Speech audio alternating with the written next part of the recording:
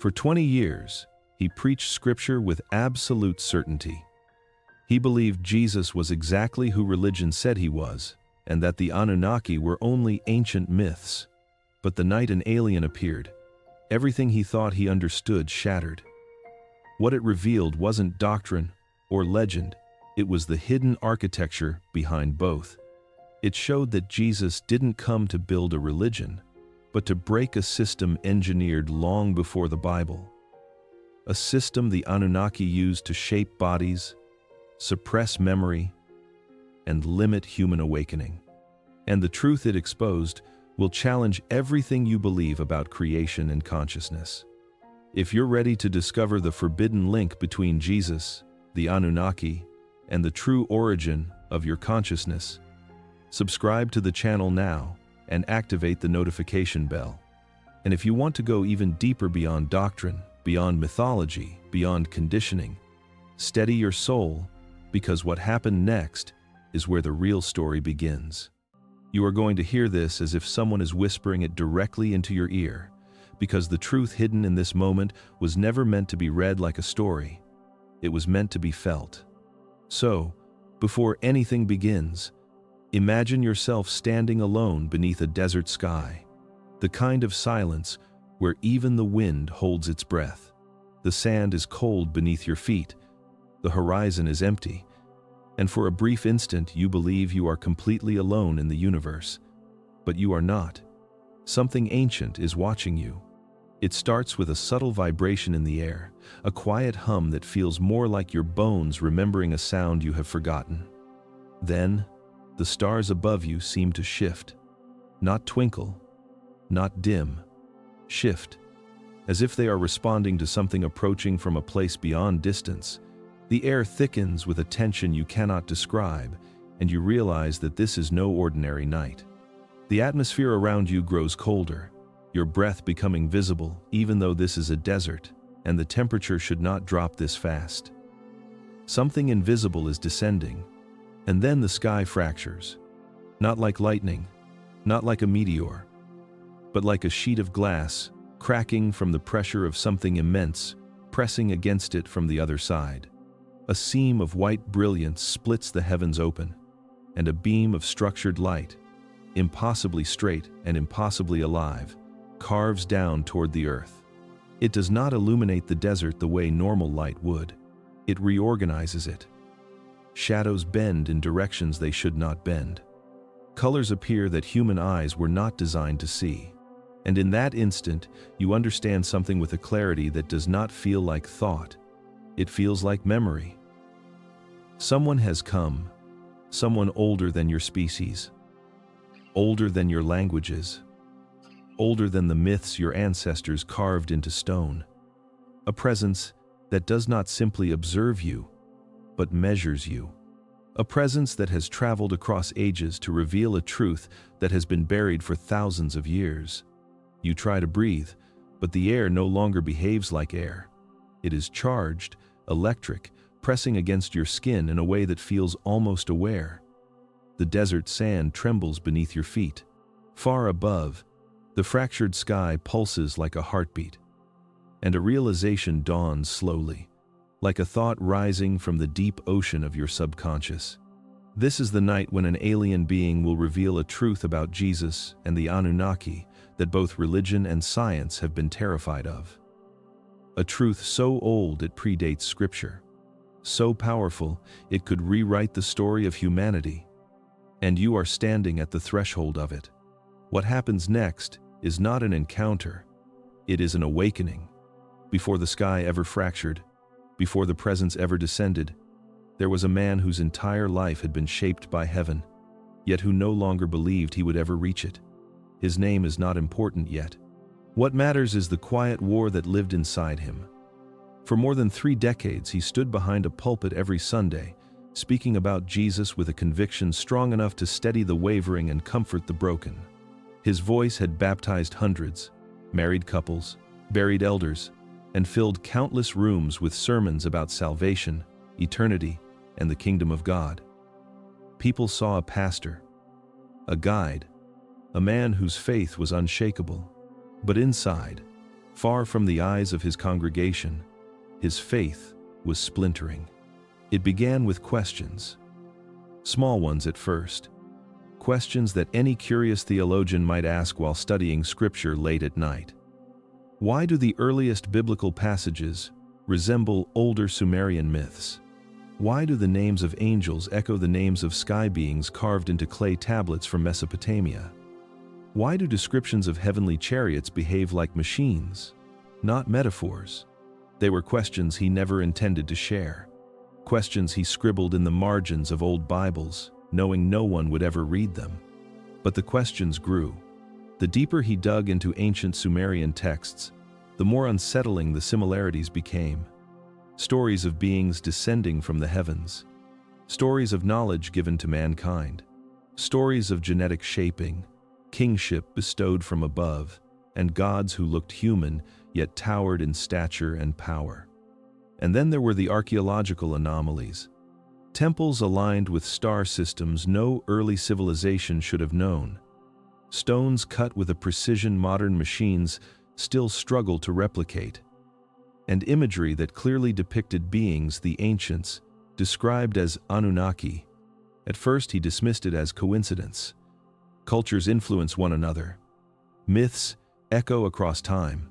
But when he compared the ancient accounts with modern UFO reports, with descriptions given by pilots and civilians around the world, a pattern emerged. A pattern too deliberate to ignore. A pattern that suggested the stories of heavenly messengers might not be metaphorical but historical. The contradiction tore him apart. He felt guilty for even considering it, guilty for opening books his denomination warned against, guilty for the cold suspicion that the God he preached might not match the God described in the earliest scriptures. Slowly, painfully, his faith in the heaven of his childhood evaporated. Not because he stopped believing in something greater, but because he sensed that the truth was far more complicated than the doctrines he had inherited. But with the collapse of faith came something unexpected. Hunger. A hunger sharper than fear. A hunger that pushed him deeper into forbidden texts, obscure archaeological journals, declassified military sightings, and ancient mythologies that mirrored the Bible in ways too precise to dismiss. He no longer sought comfort, he sought truth. Even if that truth forced him to rewrite everything he had ever believed about Jesus, humanity, and the beings who shaped early civilization. He did not know it yet, but the questions that cost him his faith were the same questions that would bring him face to face with the presence descending from the fractured sky. The presence that had been watching him long before he knew he was being watched. There comes a point in every seeker's life when curiosity stops feeling like curiosity and begins to feel like destiny.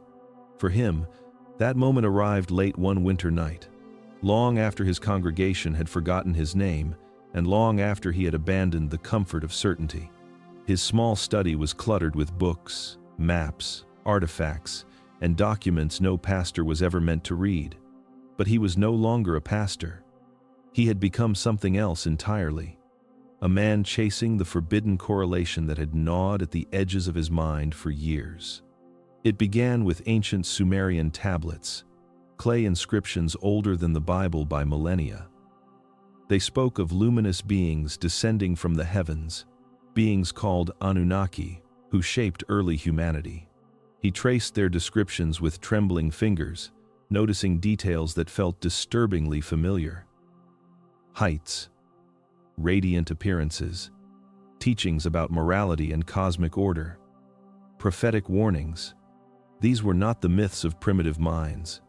They were accounts of encounters that mirrored stories he had once preached from the pulpit. But the overlap did not end there. As he compared Sumerian accounts with Hebrew scripture, the parallels deepened. Ezekiel's wheels of fire, spinning within wheels, roaring like living machines. Angels described as beings of dazzling brightness, not feathered figures of Renaissance art, but entities whose presence induced terror. Pillars of light descending onto mountains. Voices speaking from clouds that behaved as if guided by intelligence.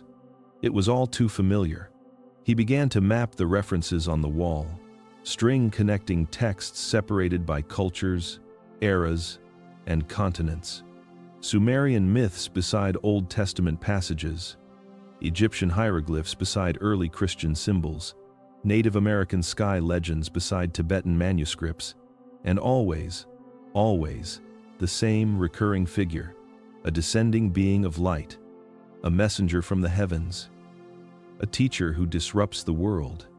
When he examined the star alignments over Bethlehem on the night associated with the birth of Jesus, the mystery only deepened. The so-called Star of Bethlehem did not behave like a star at all. Its movement matched patterns of structured light, similar to reports from pilots describing unidentified aerial phenomena. It hovered. It changed direction. It appeared and vanished without the behavior of celestial bodies. His heart raced as he examined each connection. It felt as though history itself had been whispering the same story through different masks, different languages, different ages. As if the figure humanity calls Jesus had appeared long before Christianity existed, encoded as a promised teacher in cultures the world assumed were unrelated. A consciousness weaving through civilizations, resurfacing again and again whenever humanity reached a critical threshold. Late one night, as candlelight flickered across the web of connections on the wall, he understood something that froze him in place. Jesus was not the beginning of the story. He was the continuation of it. The culmination of a message seeded long before Bethlehem, long before Israel, long before the first scripture was written. It was as if someone had been trying to reach humanity for thousands of years. Someone who transcended religions, bloodlines, and civilizations. Someone who appeared whenever the Anunnaki's influence tightened too strongly around the human story. And the more he uncovered, the more he felt it. He was not researching them. They were leading him, guiding him toward a truth buried so deep beneath doctrine and myth that only someone willing to risk everything would ever find it. A truth he sensed would change not only what he believed about Jesus, but what he believed about himself. The discovery did not arrive with thunder or revelation. It came quietly, like a whisper buried beneath the world's noise. One night, long after exhaustion had blurred the edges of his vision, he sat alone in his dimly lit study, reviewing low-frequency atmospheric data pulled from a small network of amateur receivers. It was a ritual he had repeated for months, a private obsession fueled by instinct more than reason. He was not searching for anything specific, yet he felt as though something had been searching for him. When the anomaly appeared, it did so as a flicker in the static, a faint rhythmic pulse so subtle that most researchers would have dismissed it as background interference. But he stopped breathing, the sequence repeated with unnatural precision. Each interval, separated by a mathematical spacing that corresponded to biblical numerology he had once studied as a pastor. He leaned closer as the pulses continued, now forming clusters that aligned uncannily with coordinates from ancient Sumerian star charts. It made no logical sense. Two separate knowledge systems from two distant civilizations converging inside a single modern atmospheric recording. The signal accelerated, reorganizing itself into a structure that felt almost intelligent, as if it were responding to his attention. He ran it through spectral analysis, and the result chilled him. Hidden within the modulation was a pattern that matched a phrase he had written only once, years ago, in the margin of a personal journal no one had ever read. The words were encoded as numerical sequences mapped onto star positions. The message was unmistakable. It was addressed to him.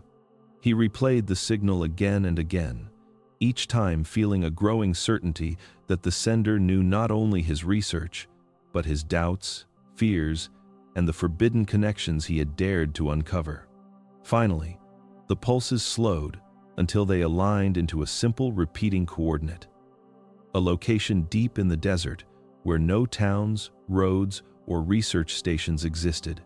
He felt a cold pressure in his chest, the kind that precedes a life-changing choice. This was not an accident, not a glitch, not a coincidence. Something out there knew who he was. Something wanted him to come. And as the last pulse faded into silence, he understood that the sky had already begun to move toward him. He left long before dawn, driving without music, without hesitation, guided only by the coordinates burned into his memory. The desert stretched endlessly in every direction, a silent expanse of darkness where even the wind seemed afraid to move. He expected nothing. He prepared himself for disappointment, for the possibility that the signal had been an error, a miscalculation born from sleepless obsession. Yet something deeper than reason kept pulling him forward, an instinctive certainty that whatever waited at the end of this road had been waiting for him long before he ever knew to look. When he reached the exact location, the engine died with a soft sigh, as if the vehicle itself understood that it could go no farther. He stepped out into the cold desert air, his breath drifting in clouds far too visible for the season. The coordinates placed him in an empty stretch of sand, no structures, no markers, nothing but the vast dome of the night sky. For a moment he wondered if he had been fooled by his own longing. Then the ground trembled. At first it was subtle, a faint vibration in the soles of his feet. The stars overhead flickered in ways stars were not supposed to flicker, and the air thickened into a heavy, electric stillness. He felt pressure in his ears, the kind that precedes a storm, though the sky above was clear. And then, without warning, the darkness split open. A seam of light tore across the heavens, stretching like a wound in reality itself. It grew wider, brighter, until the night became a canvas shattered by brilliance. A column of luminous, structured radiance descended from the opening, not falling like light but moving with intention, as if alive. The temperature plummeted. Frost formed on the windshield of his car. Time began to feel elastic, stretching and slowing until each heartbeat echoed like a distant drum. His limbs stiffened. His muscles refused to obey him, yet his mind remained painfully awake, hyper-aware of every sensation as the light wrapped around his body with an intelligence he could feel but not comprehend. Gently, almost reverently, he lifted from the ground. The desert shrank beneath him as he rose toward an object suspended silently above the sand. It was not a craft in the human sense. It pulsed like a living organism, woven from liquid light, its surface shifting in patterns that resembled breathing. As he passed through its opening, reality softened around him, and he sensed that whatever dwelled inside had been waiting for this exact moment. Waiting for him. The moment he crossed the threshold of the craft, the sensation of gravity softened, as if the rules of the physical world had been politely set aside. The air felt weightless, almost warm, though no temperature he had ever known could describe it. He drifted gently until his feet touched a smooth surface that was not metal, not stone, but something living in between. The chamber around him was perfectly circular, illuminated by a soft, intelligent glow that pulsed like a heartbeat. There were no lamps, no visible sources of light, yet everything shimmered with a clarity that made the air itself seem aware. He turned slowly, breath shallow, until he saw it.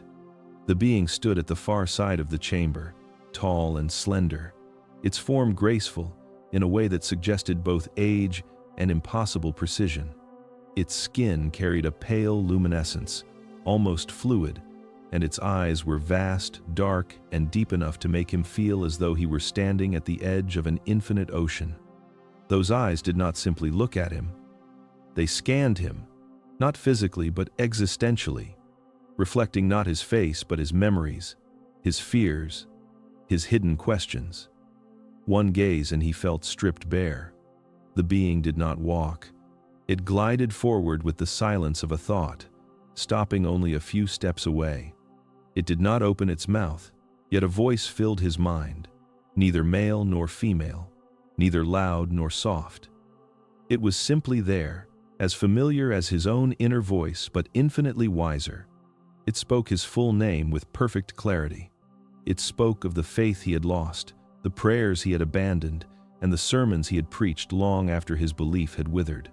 It recited the number of nights he had lain awake reading forbidden texts about the Anunnaki, studying ancient tablets by candlelight, chasing contradictions in scripture no theologian dared confront. It spoke of the journal entries he had never shown another human, the ones questioning whether angels were something entirely different from what he had taught.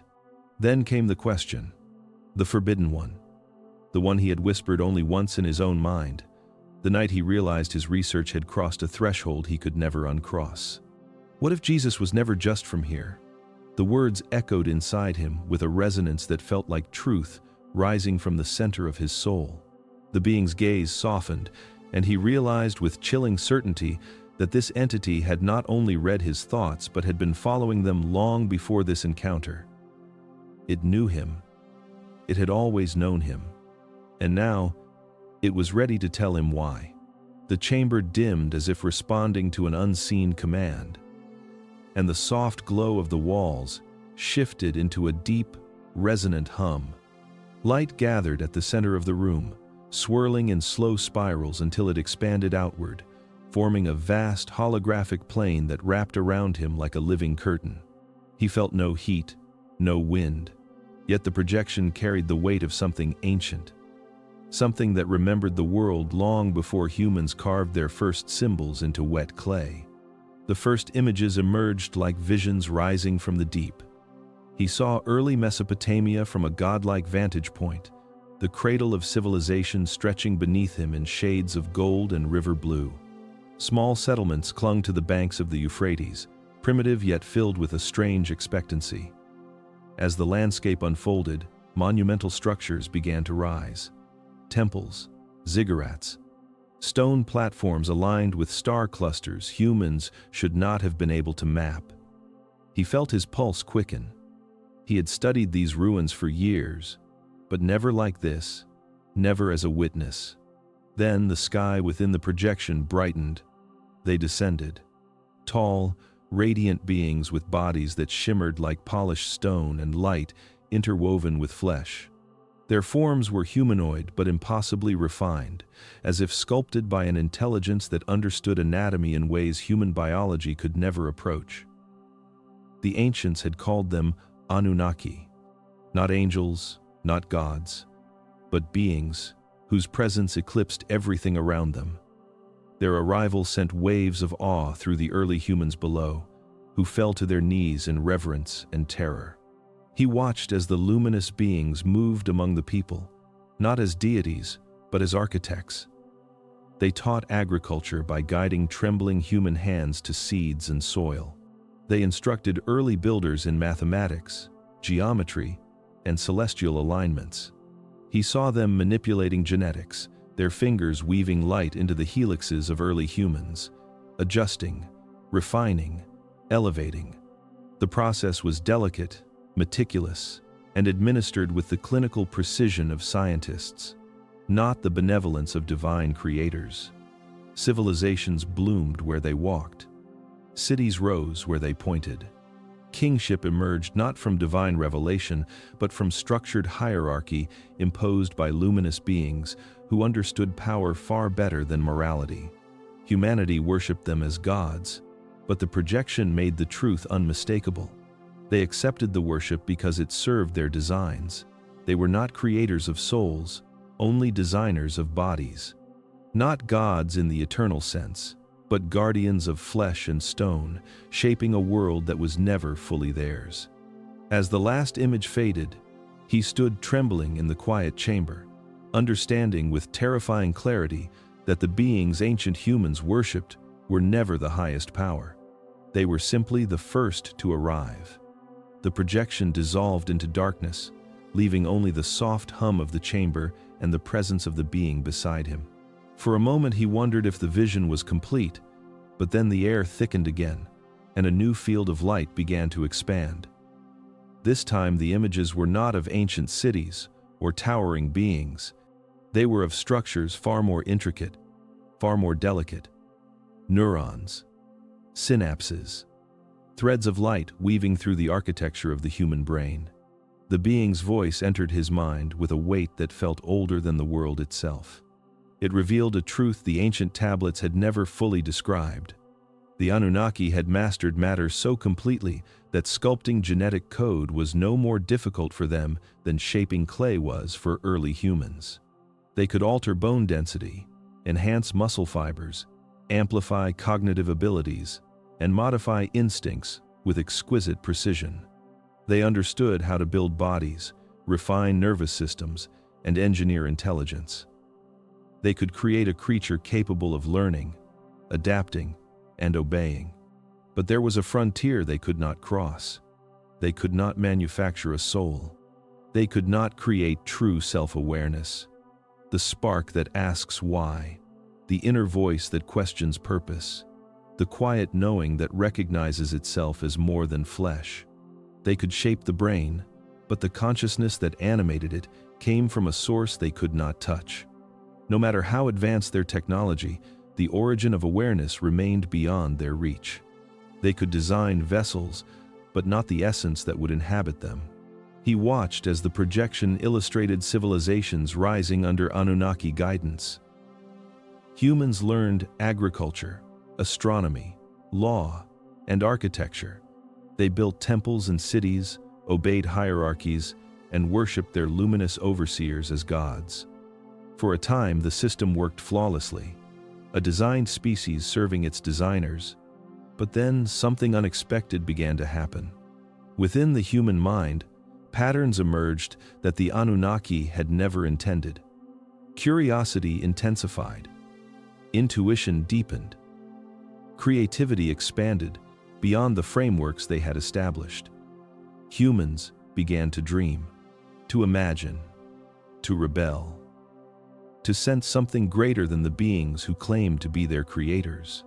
It was as if a hidden force within them had awakened, an inner light the Anunnaki could not extinguish or fully control. The projection showed priests defying commands, artists painting symbols that did not come from instruction, mystics hearing voices from realms the Anunnaki did not govern. Human consciousness was evolving in a direction the architects of flesh had not designed. The being beside him allowed the realization to settle like a stone in deep water. The Anunnaki could shape bodies, but not destiny. They could mold intelligence, but not the source of awareness. And as that inner source expanded, the control of these ancient overseers began to weaken. Something greater was moving through humanity. Something the Anunnaki could never claim. The light within the chamber shifted again, thinning into a veil that shimmered like a mirage suspended between worlds. Slowly, the visions reformed, no longer depicting ancient ziggurats or the luminous architects who once walked among early humans. Instead, the projection drew him forward through centuries, compressing time into a single breath. The landscape transformed into dusty hills and worn footpaths beneath an empire's shadow. He recognized it instantly. A small corner of the Roman world, turbulent and restless, yet waiting for something it could not name. The air in the vision shimmered, as if reality itself were bending around a presence that did not belong to ordinary history. A solitary figure walked along the road, clothed in simplicity, yet surrounded by an aura of quiet gravity that pulled attention without demanding it. He was neither tall nor imposing, yet the space around him curved subtly, as though the laws of the physical world loosened wherever he stepped. With each footfall, the atmosphere rippled, not with spectacle, but with an almost unbearable stillness. The being beside him did not speak at first. It let the scene unfold like a memory humanity had forgotten. He watched the figure touch the sick and see them rise. He watched storms still themselves in his presence, as though recognizing something older than wind. He watched people gather, not because they understood him, but because they felt something emanating from him that no temple ritual or imperial decree had ever carried. The man in the vision was human, fully and undeniably human, yet something within him did not originate here. The alien's voice entered his mind with a clarity that felt like truth opening itself. This was no Anunnaki creation, no engineered hybrid, no mutation of human design. This was an emissary from a dimension higher than anything the Anunnaki controlled. A consciousness that existed before the first Sumerian tablets, before the first cities, before even the arrival of the luminous beings who shaped early bodies. This presence willingly entered a human form, compressing its infinite nature into fragile flesh for a single purpose: to disrupt a system of control that had lasted for thousands of years. The projection showed the Anunnaki watching from a distance, their influence trembling as the teachings of this solitary figure began to awaken something the architects of flesh had never intended humanity to access. Not obedience, not worship, but remembrance. A memory of origin beyond earthly bodies, beyond genetic design, beyond all hierarchies that claimed dominion over the human spirit. This was a different kind of light. Not the radiance of ancient overseers, but the illumination of a greater source breaking through. The chamber brightened with a soft pulse, and the vision shifted once more, not backward or forward in time, but sideways, into a perspective no scripture had ever recorded. Scenes from the Gospels appeared around him, familiar yet utterly transformed, as if he were seeing them with new senses layered over the old. He watched the stories he had preached for decades, not as metaphors or miracles, but as events viewed from an angle humanity had never been allowed to witness. A man afflicted with sickness approached Jesus in desperation. But in this version of the scene, the man's body shimmered with dense clusters of distorted energy, tangled like knots of dark filaments embedded within his nervous system. These were not demons in the ancient mythic sense. They were parasitic implants, remnants of subtle manipulations engineered long ago by the Anunnaki to suppress human potential. Jesus placed his hand upon the man, and the projection slowed, revealing the true mechanism of the healing. It was not magic. It was a recalibration. His touch sent ripples through the very fabric of the body, untangling the energetic distortions, dissolving the foreign interference, restoring the natural flow of consciousness through the vessel. The man stood transformed because the interference had been removed, not because a miracle violated nature, but because a higher law overrode a lower one. Another scene unfolded. A violent storm raging over a boat. The disciples panicked, believing nature itself had turned against them. But from this new angle, Jesus was not merely calming wind and water. He was altering the resonance field around the environment, shifting the vibrational structure that the Anunnaki-designed grid relied on to keep humans afraid, reactive, and dependent. He was demonstrating mastery over matter itself, not through force, but through alignment with a dimension the architects of flesh could not access. Then came the exorcisms. He watched Jesus confront what Scripture called unclean spirits. Yet the projection revealed something far more technological. Jesus was severing attachments implanted by entities that fed on human fear and fragmentation. He was liberating consciousness, not from sin, but from hidden mechanisms of control. Through each scene, one truth became impossible to ignore. The message Jesus brought was not religious poetry. It was rebellion. His teachings about the kingdom within were not metaphors for moral living. They were instructions for awakening inner sovereignty, a direct threat to the Anunnaki's claim to be gods and to their ancient hierarchy built on the belief that humans were created to serve. Jesus did not come to reinforce a system. He came to dismantle one. The chamber dimmed once more, and the light around him folded inward, as if the craft itself were inhaling. Then the projection expanded outward in a single silent bloom, carrying him far above the world he knew. The curve of earth appeared beneath him, magnificent and serene, wrapped in the faint shimmer of its atmosphere. But it was not the earth that commanded the vision. It was what hovered above it. Shapes emerged from the darkness of orbit. Not metallic crafts, not machines, but vast structures that resembled living fortresses suspended in a gravity they did not obey. Their surfaces rippled with shifting patterns, part technology and part organism, as if built from a fusion of engineered matter and conscious energy.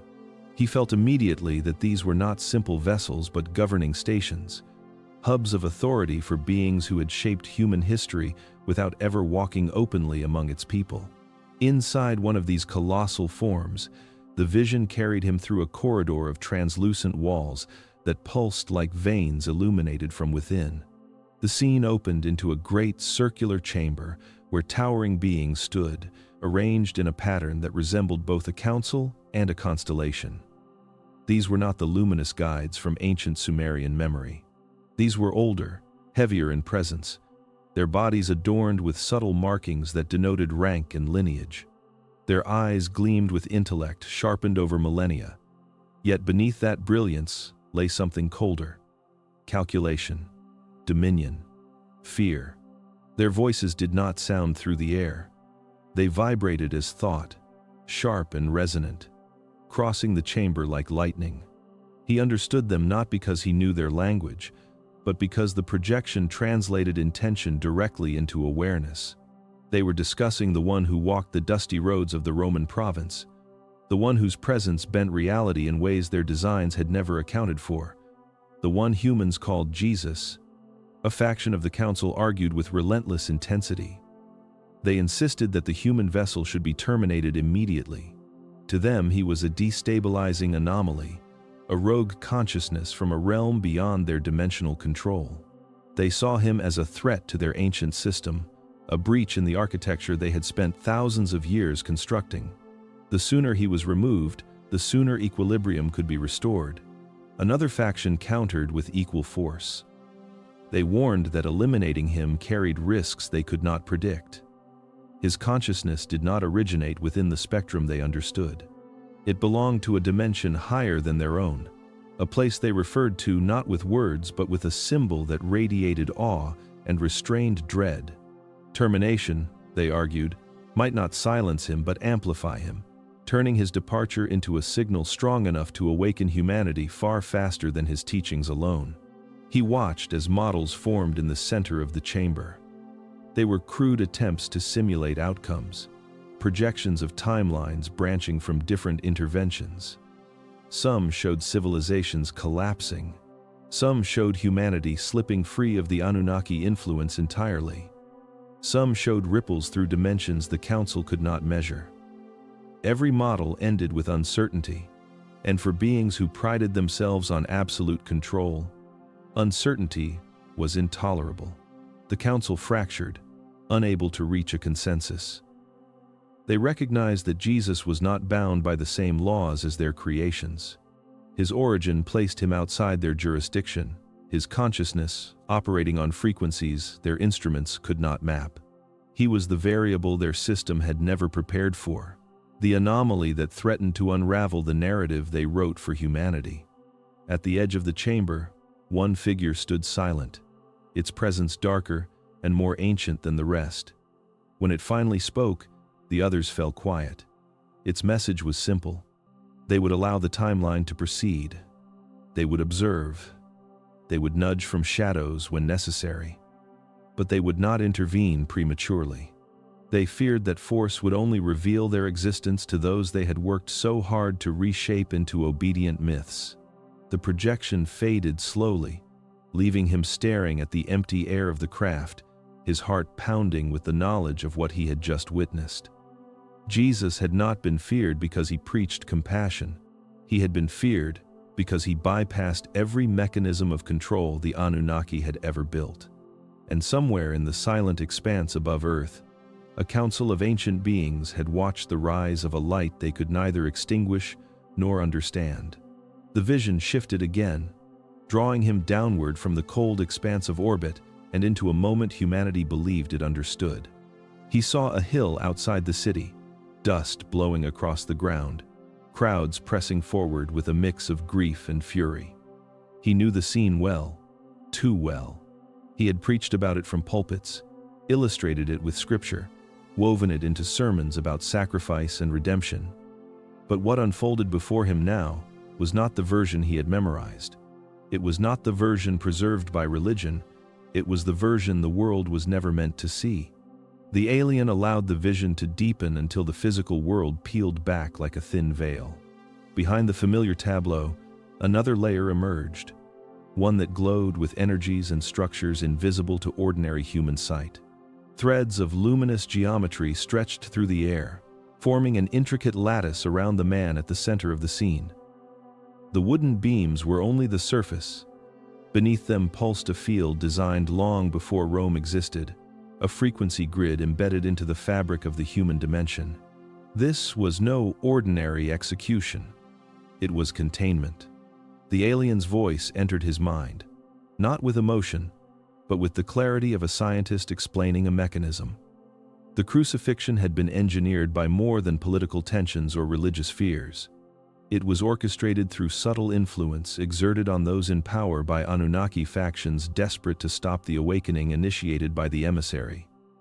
They had identified the one weakness of physical incarnation. If the vessel could be forced into trauma severe enough to collapse the biological field, the consciousness within would be pinned to the physical plane, inhibited from returning to its higher dimensional origin. The vision focused on the moment of agony. As the body weakened, intricate patterns of interference rippled through the grid surrounding him, attempting to anchor his frequency. It was a technology that manipulated resonance, binding the soul to the body through shock, pain, and fear. It was not designed by humans.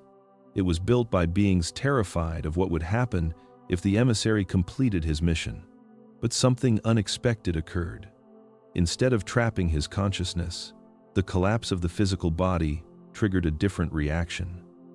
The being's frequency did not fall inward. It expanded outward. The moment his heart stopped, the moment breath left his lungs, the grid shattered as if struck from within.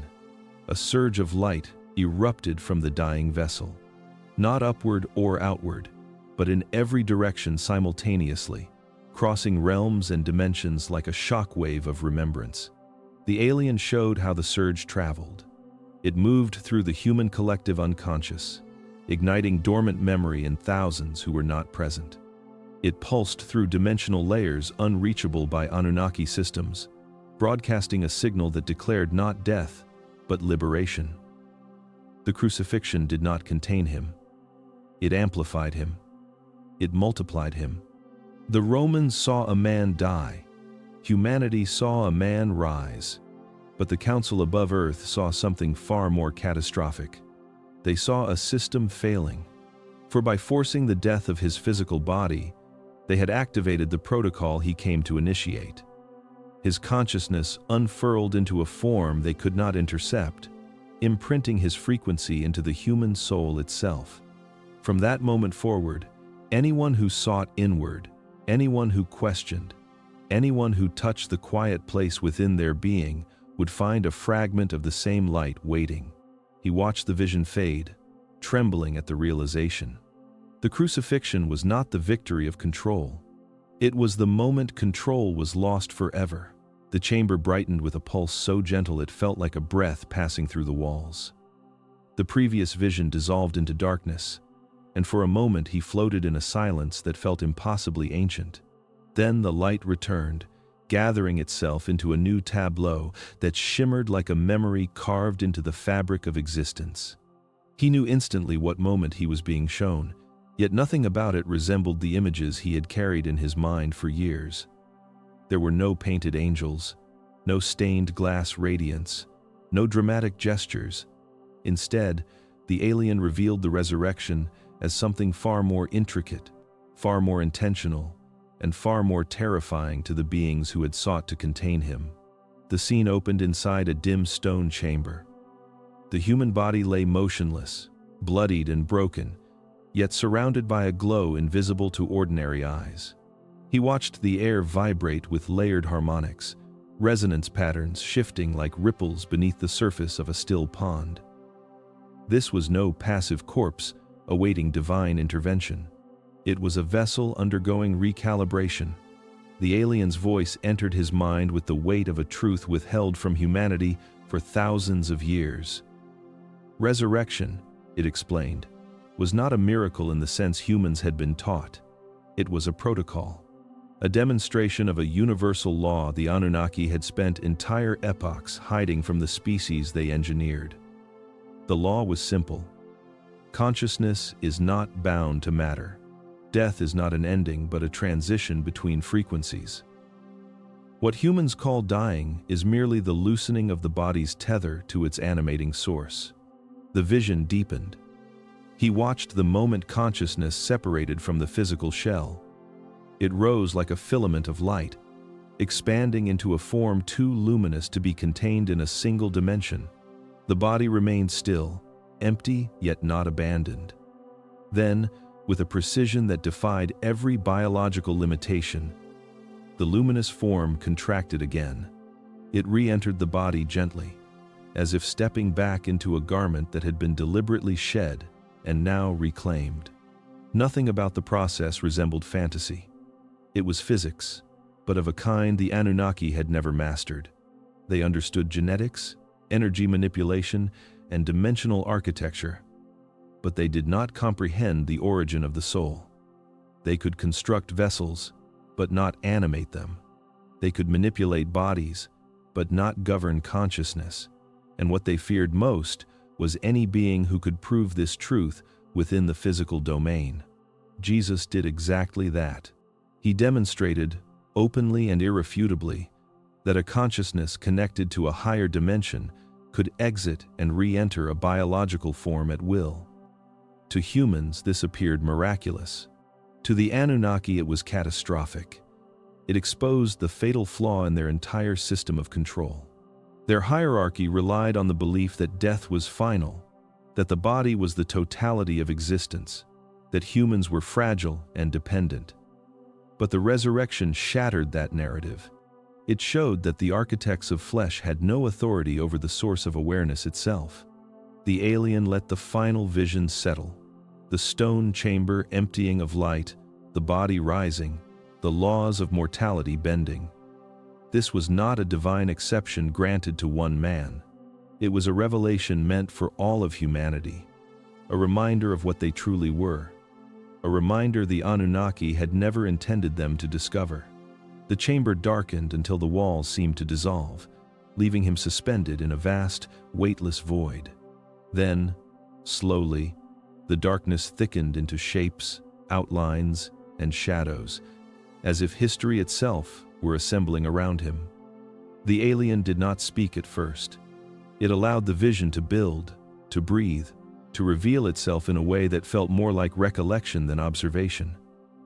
What he witnessed next was not a battlefield, not a miracle, not a heavenly realm. It was a room. A simple stone room lit by torches, filled with murmured tension and the uneasy rustling of parchment. He realized instantly what he was seeing. A council, not the celestial kind, a human one. Yet the atmosphere was heavy with influence that did not originate from the men in attendance. The alien magnified the scene, showing bishops, scribes, imperial advisors, and early architects of what would eventually become institutional religion. On the table before them lay scrolls, hundreds of them, each containing accounts, teachings, and stories attributed to Jesus, his followers, and those touched by his presence.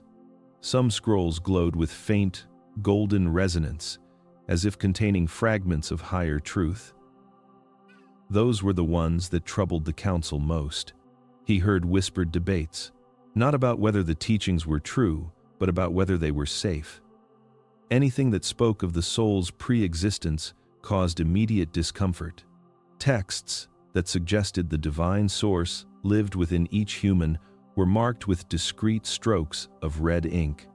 Writings that hinted at reincarnation, dimensional origins, inner sovereignty, or direct access to the Father without priests or intermediaries were quietly pushed aside.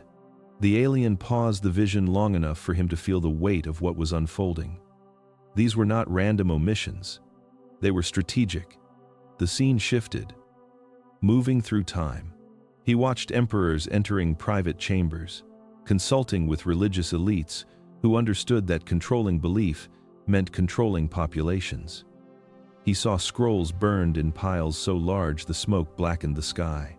He saw young scribes instructed to copy only the texts approved by the hierarchy, while forbidden teachings vanished into locked vaults or were destroyed entirely. He saw ideas that once freed people rebranded as heresy, and voices that once sparked awakening condemned as threats to order. The alien magnified fragments of lost teachings as the flames devoured them, sentences shimmering with the truth Jesus had carried, words reminding humanity that the kingdom was not in temples but inside every soul, passages explaining that the Father was not a distant deity but the very source of consciousness, lines describing how death was a passage, not an end, and how souls returned again and again to learn, evolve, and ascend. These ideas terrified the emerging authorities. If humans realized they were eternal beings capable of direct connection to the divine, no institution could control them, no emperor could command them, no hierarchy could claim the exclusive right to salvation. The council edited the story not to protect Jesus, but to protect their power. The vision moved again, showing generations reciting edited versions of sacred texts, unaware that entire dimensions of truth had been erased. He watched cathedrals rise, thrones forged, empires built in the name of a message that had been hollowed from within. What Jesus had brought was liberation. What the councils preserved was obedience. And somewhere in the shadows of those decisions, the alien suggested, the influence of the ancient architects still whispered not through open rule, but through fear, hierarchy, and the belief that humans were small, fallen, and in need of external saving. The truth had not died. It had simply been buried. The chamber filled with a low, resonant hum, as if the craft itself were preparing him for a truth far darker than anything shown before. The light around him dimmed, not into emptiness, but into a muted gold that flickered like dying candle flames. The alien allowed the silence to stretch until he felt its gravity in his chest. Then the vision formed slowly, deliberately revealing the final strategy of the ancient architects who had once shaped humanity's body and sought to command its destiny. He saw the world in the centuries after Jesus walked the earth. The Roman Empire fractured. New kingdoms rose. Old traditions blended with emerging beliefs. The teachings of the emissary spread like fire through dry grass, igniting hearts, unsettling rulers, and awakening something the Anunnaki had long tried to suppress. They could not extinguish his message. They had failed to contain his consciousness. The resurrection had undermined their entire model of control. So, they shifted tactics. The alien projected scenes of their councils observing humanity from orbit. The ancient beings recognized that open suppression would only strengthen the message. Killing those who carried the truth would make martyrs. Burning teachings would only draw attention to what had been lost. Therefore, they chose the most subtle and effective method ever devised for controlling an awakening species. They would distort the message from the inside. The vision rippled into scenes of early religious leaders gathering in candlelit chambers, guided not by luminous beings appearing openly, but by whispers, impressions, influences that nudged decisions in precise directions. The alien showed how teachings that spoke of personal divinity were reframed into doctrines of unworthiness. Passages encouraging direct communion with the Father within were replaced with instructions to seek salvation through priests, rituals, and obedience. Reincarnation, dangerous knowledge that revealed the soul's immortality, was rejected as heresy. He saw the slow transformation of an explosive message into a controlled system. Worship replaced embodiment. Fear replaced empowerment. Guilt replaced inner sovereignty. The kingdom within became a distant heaven. The Father became a remote deity. And humanity was taught to look upward rather than inward, surrendering its inherent connection to the greater source Jesus had revealed. The alien guided him deeper into the projection, showing how symbols of older Anunnaki influence were subtly woven into emerging religious structures. Winged disc motifs embedded into holy art, serpentine patterns hidden within architecture. bloodlines tracing back to priestly families who served foreign intelligences long before Christianity existed, agreements made in secrecy through emperors and councils who believed they were acting for the stability of nations, unaware they were advancing a design older than any empire. The distortion was elegant. Instead of stopping the message, they redirected it. Instead of silencing truth, they wrapped it in layers of dogma. Instead of breaking humanity's connection to the divine, they taught humans to fear their own divinity. And as centuries passed, the original revelation became a distant echo, buried beneath ritual, ceremony, and hierarchy. The alien allowed him to feel the weight of this manipulation, not to induce despair, but to make the pattern unmistakable. If people believed the divine existed only outside themselves, then the ancient architects could remain hidden within the spaces of ignorance and reverence.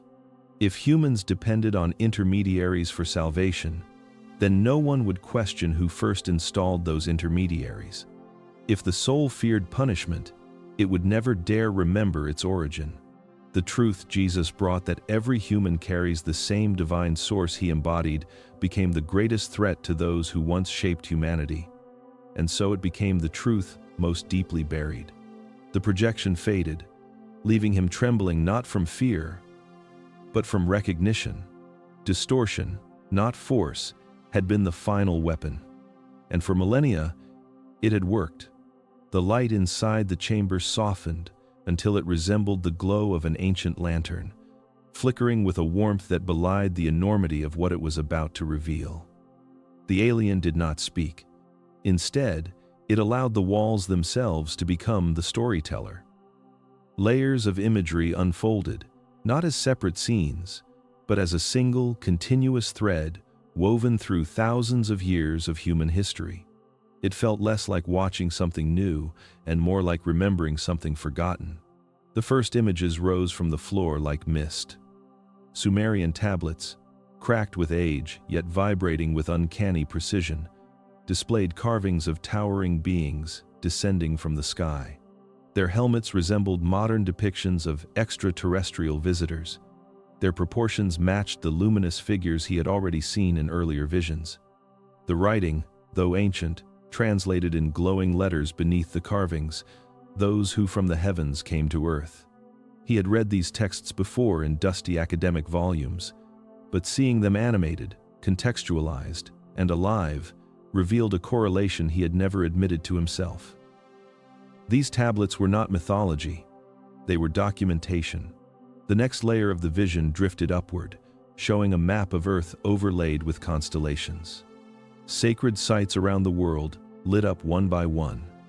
Giza, Stonehenge, Göbekli Tepe, Teotihuacan, Delphi, Machu Picchu.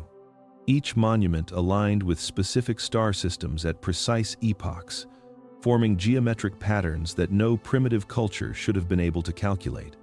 The alignments pulsed like a coded message, repeating the same cosmic signature found in the signal that had called him to the desert. He felt a chill as the realization settled. These sites were not merely temples. They were markers, coordinates, breadcrumbs. The chamber darkened, then illuminated again with a different kind of evidence. Ancient Christian artwork floated before him. Icons and frescoes painted centuries after Jesus walked the earth. At first glance, they seemed ordinary. Halos glowing around holy figures, angels descending from clouds. But the alien increased the resolution until the symbols hidden within the brushstrokes became painfully clear. Strange devices shaped like discs hovered behind angels. Elongated beings with large eyes appeared in the margins. Star patterns, identical to Sumerian carvings, were stitched into the robes of saints. Entire epochs of iconography were revealed as veiled records, painted by artists who saw more than history later allowed them to admit. Then came the texts. Scrolls, codices, and fragile parchment fragments materialized, spinning gently in the air. Many were apocryphal writings banned or destroyed by early councils. Their luminous translations told of souls existing before birth, describing Earth as a school for consciousness rather than a punishment. They spoke of Jesus, explaining that each person carried a divine spark older than the stars, a spark untouched by any hierarchy. He read lines describing journeys between lifetimes, dialogues about incarnations chosen for learning, and teachings that framed death not as an end but as a transition. The alien allowed him to take in this cascade of correlations without pushing, without persuasion. It showed, then stepped back. He understood why. Belief had never been the goal. Awareness was. Everything presented had always existed in plain sight. In museums, in scriptures, in sky maps, in art, in architecture, in myth. Humanity had not lacked evidence. It had lacked the freedom to interpret it. Conditioned perception, the alien revealed wordlessly, had trained humans to dismiss the obvious. To see myth where there was memory, coincidence where there was design, symbolism where there was testimony. The walls dimmed, but one final image lingered, a mirror-like surface reflecting his own eyes. And in that reflection he saw the truth he had been circling his entire life. The evidence was never hidden. Humanity was simply taught not to see it. The chamber brightened with a slow, deliberate pulse, as if preparing him for a truth that would rearrange the very structure of everything he thought he understood. The visions of councils, edited scriptures, and forgotten evidence dissolved into a shimmering void. For several heartbeats the emptiness hung there, heavy and expectant. When the alien finally allowed the next layer of revelation to emerge, it did not come as a story or a symbol. It came as a frequency.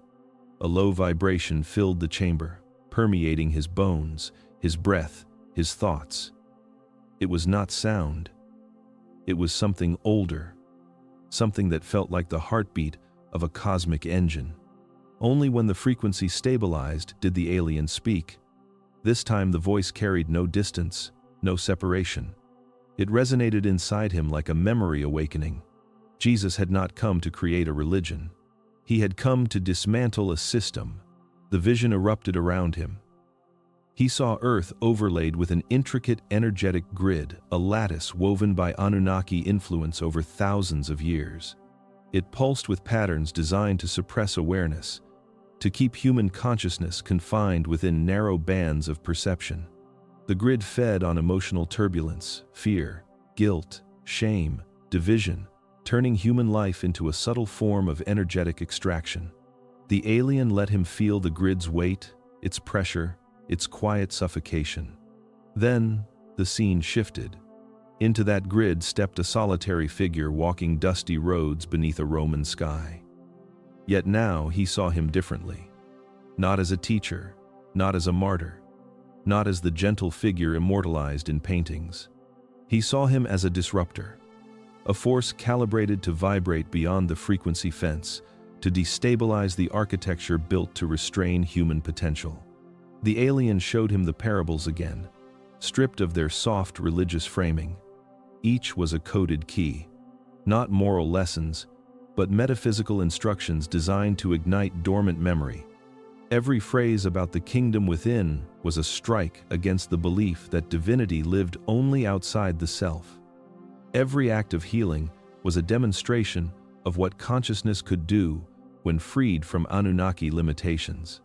Every moment he shattered fear-based programming, walking on water, calming storms, touching the untouchable, was a direct assault on the grid that sought to define the limits of human experience. Then came the statement few dared to contemplate. You are gods, not metaphor, not poetry. A direct transmission meant to awaken the truth that terrified the ancient architects.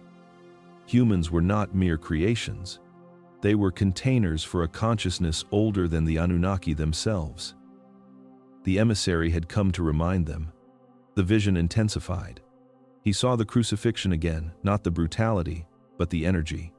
The cross became a vertical and horizontal intersection, a symbolic antenna through which his frequency rippled outward. His death was not the end. It was amplification, a pulsed broadcast that shattered the grid at its weakest points, anchoring his signature deep inside the collective psyche of humanity. From that moment on, the grid could not fully hold. People began dreaming, questioning, seeking, remembering. The alien allowed him to watch the ripple. It spread through centuries, igniting mystics, rebels, visionaries, those who sensed truth without knowing why. Every act of compassion, every moment of awakening, every glimpse beyond physical limitation carried the echo of that original broadcast. Jesus had not come to build temples. He had come to break cages. The chamber dimmed, leaving him with the unmistakable understanding that the mission had not ended 2,000 years ago. It had begun then, and the signal was still active, still awakening, still disrupting. The emissary had cracked the grid, and now, through those who remembered, humanity was beginning to step through the fracture. The chamber fell into a stillness so complete it felt like the air itself had stopped breathing. The alien did not speak at first. Instead, the silence expanded, stretching into something dense and electric, as if preparing him for a truth humanity had been trained for centuries to misunderstand. Slowly, the walls brightened with a pale luminescence, and the visions returned not as images of the past this time, but of the future. A future the world had sensed, feared, mythologized, and distorted beyond recognition. He saw a familiar image from religious teachings, a man descending from the clouds, trumpets sounding, the world trembling. But the vision flickered, then dissolved like smoke in wind. The alien allowed the illusion to break apart piece by piece until only a hollow shell remained. That depiction, he realized, was never literal. It had been a symbol reframed as prophecy to keep humanity waiting for salvation outside themselves, instead of awakening the force that lived within. The alien finally spoke, and the words vibrated through the chamber with a quiet power that felt like truth rising from an ancient well. The second coming was never meant to be the return of one man. It was meant to be the return of the consciousness he carried, a frequency, a remembering, a reactivation of the divine origin buried beneath thousands of years of manipulation, fear, and engineered limitation. The vision widened, showing individuals across Earth, millions of them waking in the middle of the night with a sense that something was shifting. People questioning beliefs inherited rather than chosen. Children born with intuition sharper than logic. Adults experiencing dreams that felt like messages, synchronicities that defied coincidence, inner callings they could no longer ignore. He saw them not as isolated awakenings, but as a coordinated ignition, a field effect spreading quietly yet relentlessly across the planet. Each awakening was a spark. Each spark lit another. The alien showed how this process destabilized the Anunnaki grid far more effectively than any physical uprising. The grid had been designed to contain individuals. It had not been designed to withstand millions of awakened minds vibrating at higher frequencies simultaneously. He saw the lattice flicker, distort, weaken, as human consciousness stretched beyond the limitations imposed upon it for millennia. The second coming, he realized, was not about a figure descending from the sky. It was about humanity rising from within. The projection shifted again. He saw people meditating, praying, questioning, breaking free from dogma. He saw scientists exploring consciousness rather than dismissing it, spiritual seekers uncovering truths long buried, ordinary individuals experiencing moments of clarity that felt like remembering rather than learning. He saw a planet slowly shaking off the weight placed upon it by ancient architects terrified of humanity discovering its potential. He understood now why institutions had reframed the second coming as an external event. If people waited for salvation to descend from the heavens, they would never look inward and realize they carried the same source Jesus embodied. They would wait instead of awaken. They would worship instead of remember. They would fear the end of the world instead of recognizing the end of an old system. The alien let him see one final vision. a vast network of human consciousness, stretching across Earth like a living constellation. Each point of light represented an awakened individual. And as more lights flickered to life, the constellation brightened until the grid beneath it dissolved entirely. This was the truth they never wanted humanity to understand. The second coming was not a man. It was a species remembering itself. And that remembering had already begun. The chamber dimmed until it felt as if he were floating inside the hush between heartbeats. The alien did not speak right away. It allowed the silence to tighten around him, to draw his awareness inward, to prepare him for a truth that felt heavier than everything revealed so far. When the voice finally came, it was softer than before, almost compassionate, as though what it was about to disclose required gentleness as much as clarity. He was told that the timing of this revelation was not random. It had never been a matter of secrecy alone, but of readiness. For thousands of years, human consciousness had been fractured, splintered by war, oppression, and engineered fear. In earlier centuries, humanity had worn a kind of energetic armor so rigid that exposing the deeper truth about Jesus, the Anunnaki, and the origin of consciousness would have shattered rather than awakened minds. People would have clung harder to dogma, burned each other alive for deviation, or descended into chaos because the psyche had not yet developed the stability needed to handle such a paradigm shift. The alien showed him visions of past eras, medieval crowds clinging to rigid belief because the world was too harsh to allow curiosity, empires enforcing control with blade and fire, institutions punishing deviation not because they feared truth, but because they feared losing the order they depended on. Humanity was still a young species then, volatile and fragile. Seeds of higher knowledge planted too early would have died in the soil of collective fear. The scene shifted to the present. He saw billions of humans connected through invisible webs of communication. Ideas traveling faster than armies, questions spreading faster than dogma could contain them. He saw the breakdown of blind institutional trust, not as a crisis but as a prerequisite. Humans no longer accepting answers simply because authority demanded obedience. The old structures were decaying not from collapse, but from growth, like a shell breaking because the creature inside had outgrown its confinement. The alien showed him the emergence of a different kind of human. People who questioned instead of surrendered. People who sensed truth beneath ritual. People who felt something ancient stirring inside them, even if they had no words for it. People whose dreams carried instructions, whose intuition whispered that history had been edited, whose hearts reacted to higher frequencies long before their minds could understand them. These were the ones who had made this moment possible.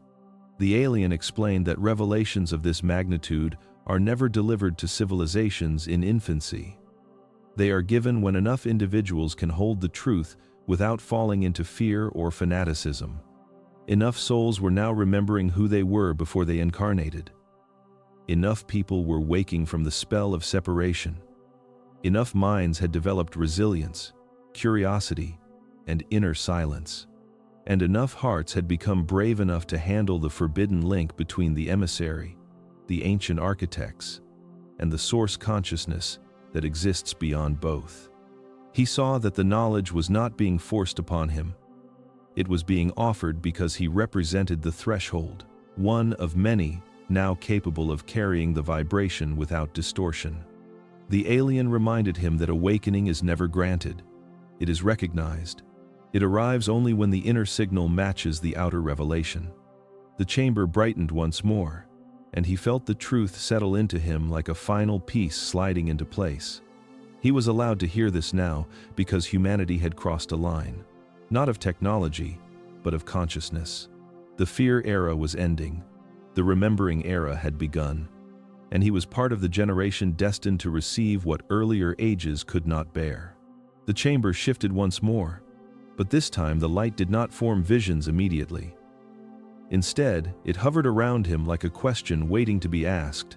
The alien's presence felt closer than ever, not looming, not commanding, but quietly observing, as if the next revelation depended less on what it showed and more on what he was ready to receive. When the vision finally materialized, it did not begin with the past or the present. It began with two futures, suspended side by side like reflections in a cosmic mirror. In the first future, he saw Earth as it is now, crowded, restless, yearning for answers. Humanity stood at a crossroads, desperate for guidance, comfort, and direction. Into this hunger stepped a familiar pattern, one repeated throughout history.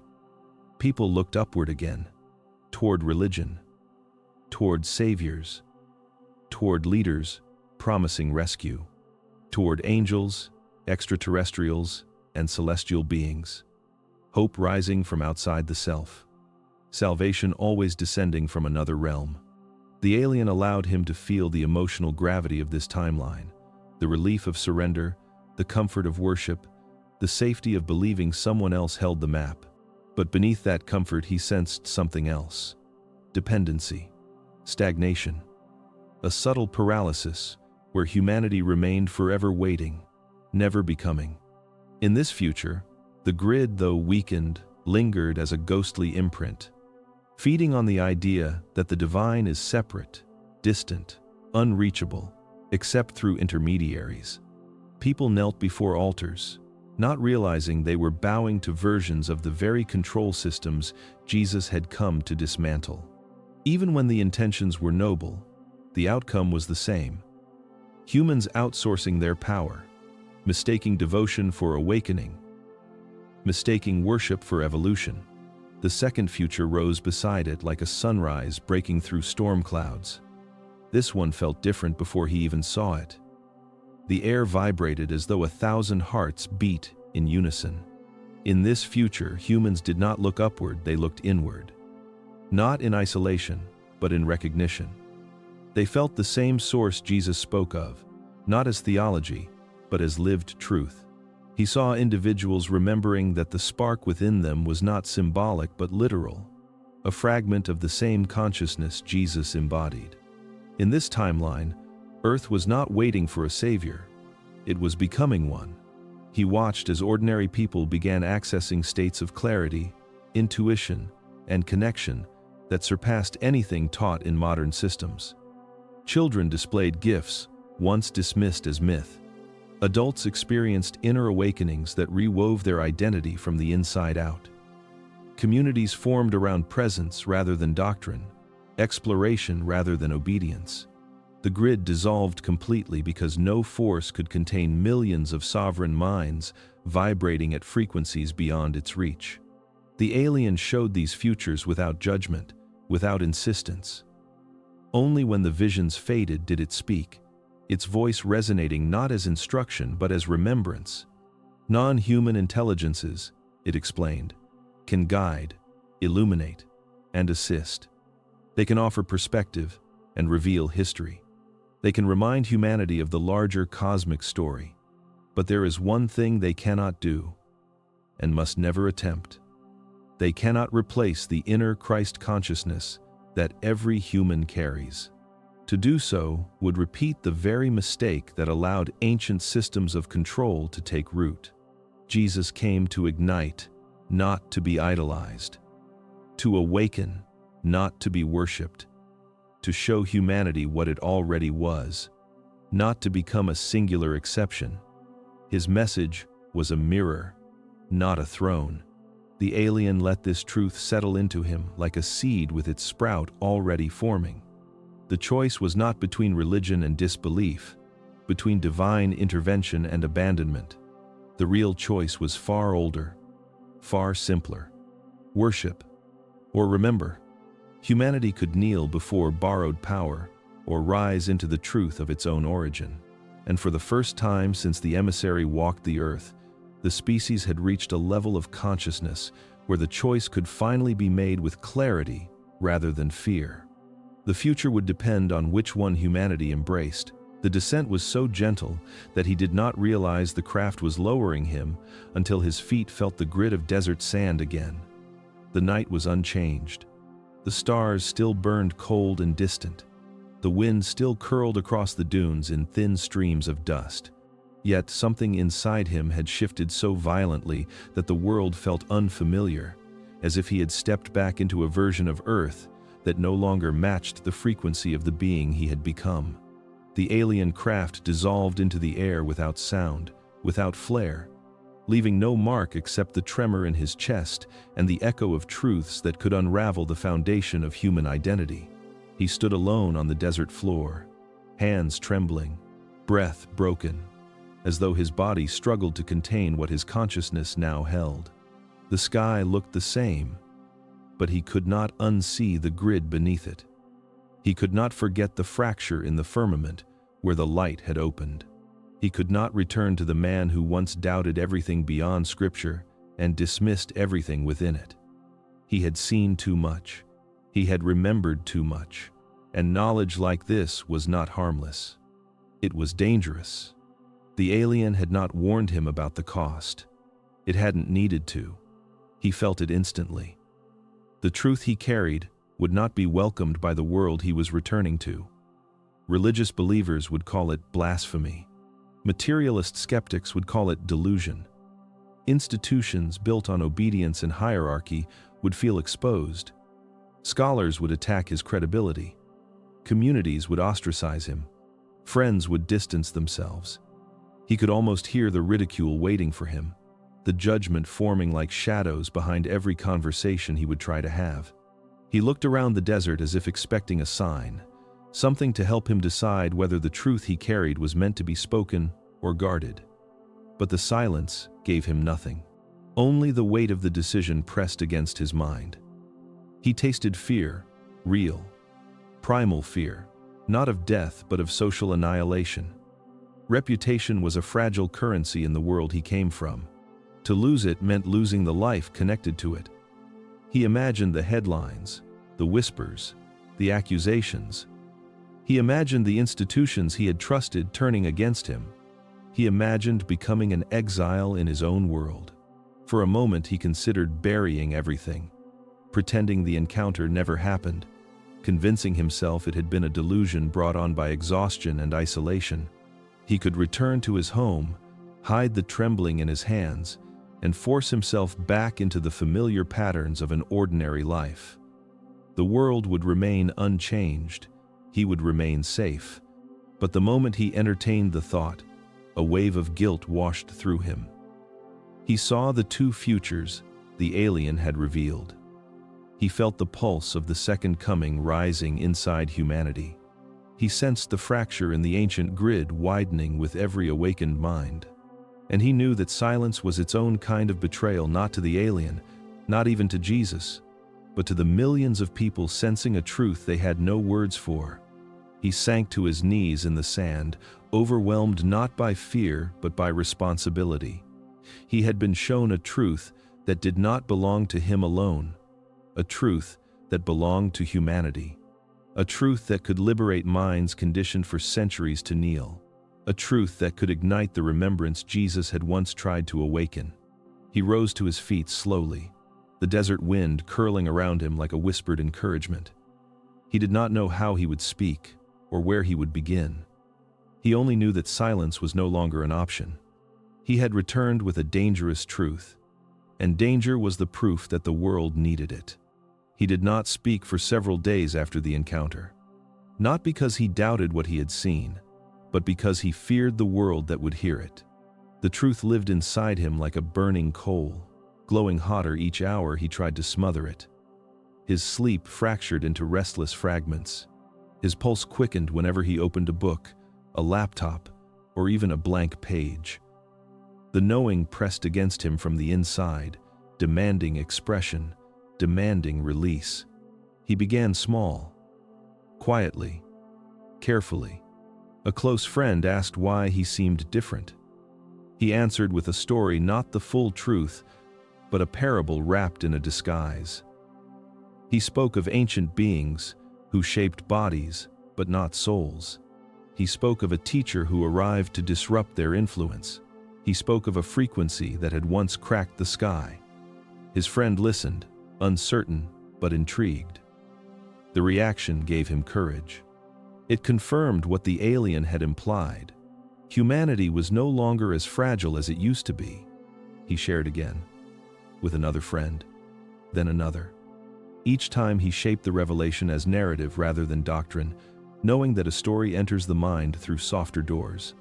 Facts provoke resistance. Stories invite reflection.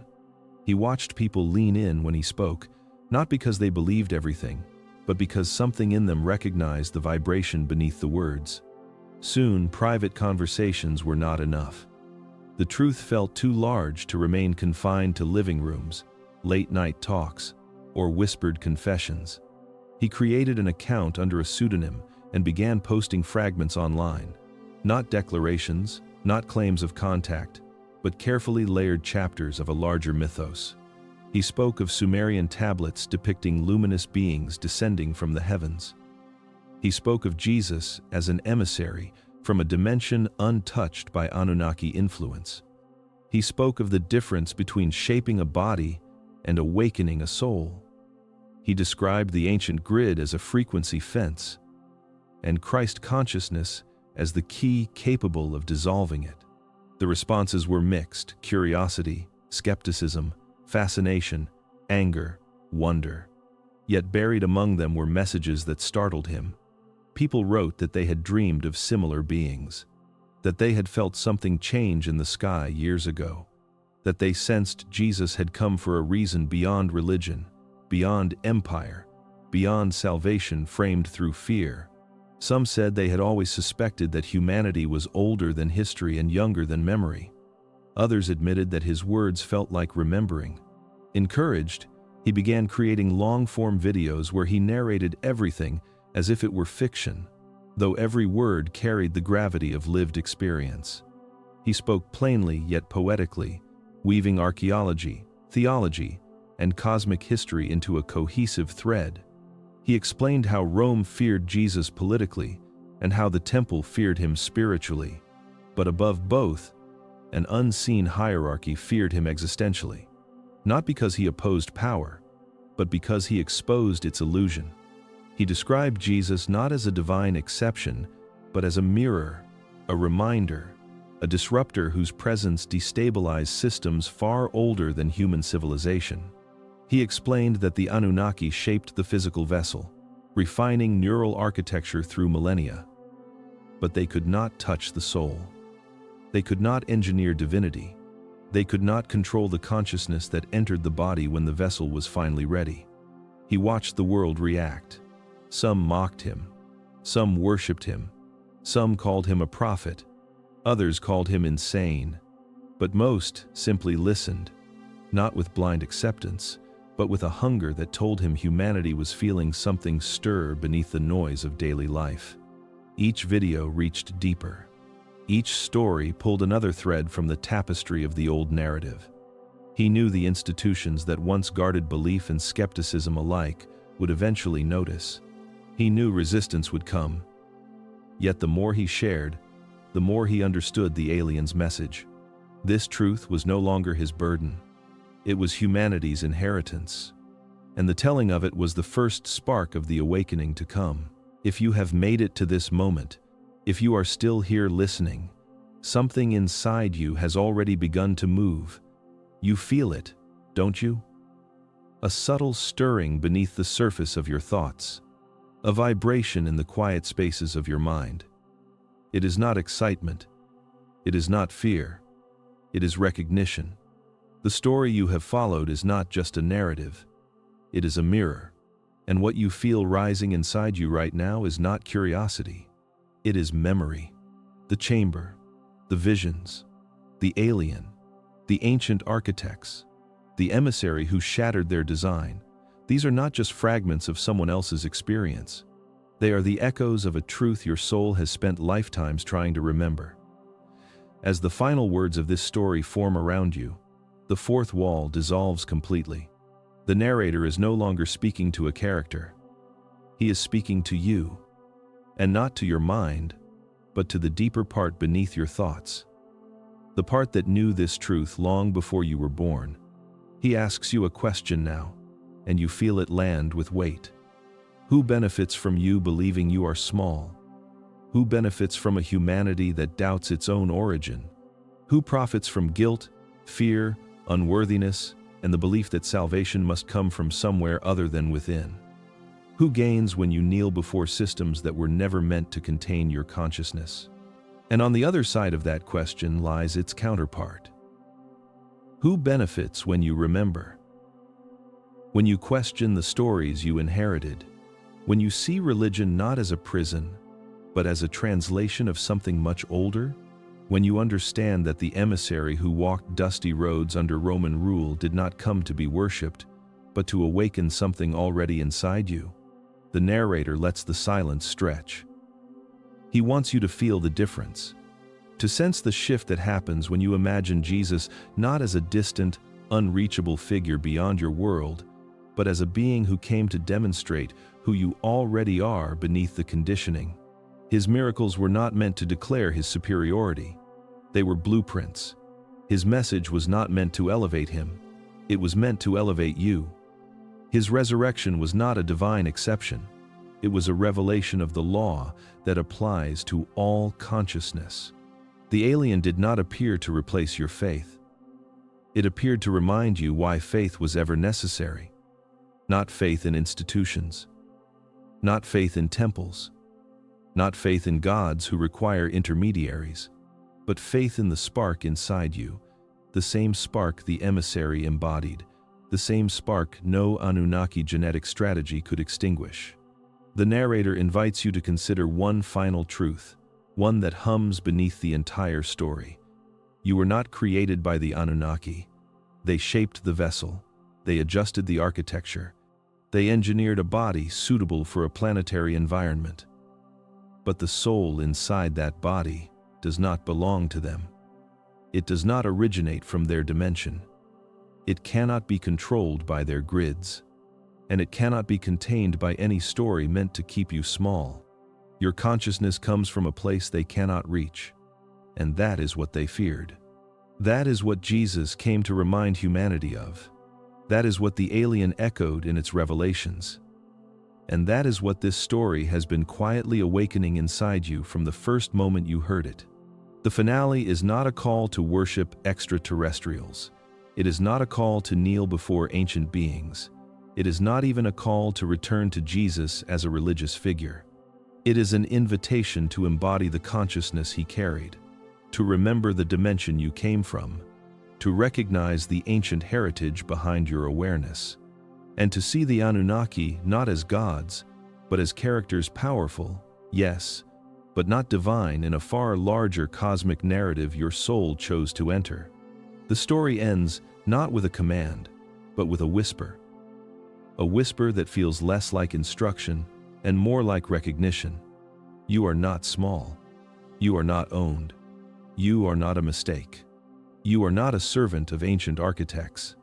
You are a fragment of the same luminous source that walked the earth 2,000 years ago as a disruptor of systems older than civilization itself. And now that something inside you has awakened, there is only one question left. Will you continue to worship, or will you remember?